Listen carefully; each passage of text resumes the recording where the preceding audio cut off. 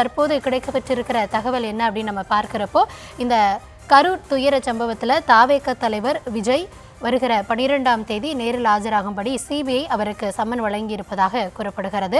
இந்த 41 பேர் உயிரிழந்த விவகாரத்தில் ஏற்கனவே தாவேக மூத்த நிர்வாகிகள் டெல்லி சென்று சிபிஐ அலுவலகத்தில் ஆஜராகி தொடர்ந்து அவர்களிடம் கிட்டத்தட்ட 3 நாட்கள் விசாரணையானது நடைபெற்றது. அவர்கள் தரப்பில் இருந்து என்ன விளக்கங்கள் அளிக்கணுமோ அந்த விளக்கங்களை தாங்கள் அளித்திருப்பதாகவும், விசாரணை தொடர்ந்து நியாயமாக நடைபெறும் அப்படின்னும் அவங்க தரப்பில் நம்பிக்கை தெரிவிச்சிருந்தாங்க.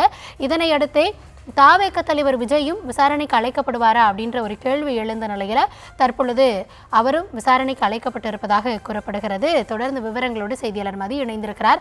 மதி, தாவேக தலைவர் விஜய் விசாரணைக்கு அழைக்கப்படுவது ஒருபுறம் அரசியலாக பார்க்கப்படும், ஒருமுறை இது சிபிஐயினுடைய வழக்கமான விசாரணை துணியா, இதை எப்படி நம்ம பார்க்கலாம்?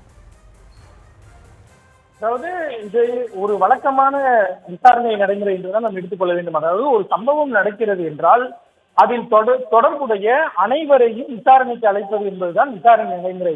அந்த வகையில் தான் கரூர் மாவட்ட ஆட்சியர், கரூர் மாவட்ட எஸ்பி அந்த நிகழ்ச்சிக்கு, அதாவது விஜய் நிகழ்ச்சிக்கு பாதுகாப்பு வழங்குவதற்காக யார் தலைமையில் பொறுப்பு ஒப்படைக்கப்பட்டதோ அந்த காவல்துறை அதிகாரிகள் அழைக்கப்பட்டிருந்தார்கள். அவர்களிடம் என்ன மாதிரியான ஏற்பாடுகளை நீங்கள் செய்தீர்கள், இது போன்று நடந்ததற்கு என்ன காரணம், எங்கு தவறு நிகழ்ந்தது, எதனால் இவ்வாறு ஏற்பட்டது, அவர்கள் எவ்வளவு பேருக்கு அனுமதி கேட்டார்கள், எத்தனை பேர் கூடினார்கள், நீங்கள் எவ்வளவு பாதுகாப்பு அளித்தீர்கள், அது மட்டும் இல்லாமல் இந்த சம்பவம் நடைபெறுவதற்கான காரணம் என்ன, இது போன்ற கேள்விகள் எல்லாம் மாவட்ட நிர்வாகத்திடம் முன்வைக்கப்பட்டிருக்கும். அதே போல தாவேகா நிர்வாகிகளை பொறுத்தவரை புசியன் ஆனந்த், ஆரவர்ஜனா, நிர்மல்குமார் ஆகிய மூவர், அதே போல கரூர் மாவட்ட செயலாளர், அதாவது அந்த சம்பவம் நடைபெற்ற இடத்திற்கு பொறுப்பான மாவட்ட செயலாளர் மதியழகன் உள்ளிட்டோர் ஆஜராகினார்கள்.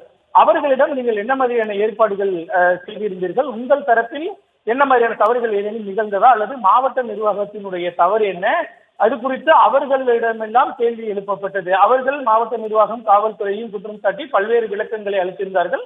தங்கள் தரப்பில் அனைத்தும் சரியாக இருந்ததாகவும் அவர்கள் தரப்பில் விளக்கம் அளித்திருந்தார்கள். இந்த நிலையில் இதற்கெல்லாம் அதாவது விஜயை வைத்துதான் இந்த கூட்டமானது நடைபெற்றிருந்தது. அந்த வகையில் விஜயிடமும் சில கேள்விகள் கேட்கப்பட இருக்கின்றன. அதாவது இந்த பாதுகாப்பு ஏற்பாடுகள் எல்லாம் உங்களுக்கு தெரியுமா, இது போன்ற நிகழ்வுக்கு எல்லாம் குறித்து விஜயிடம் கேள்வி எழுப்பப்படும்.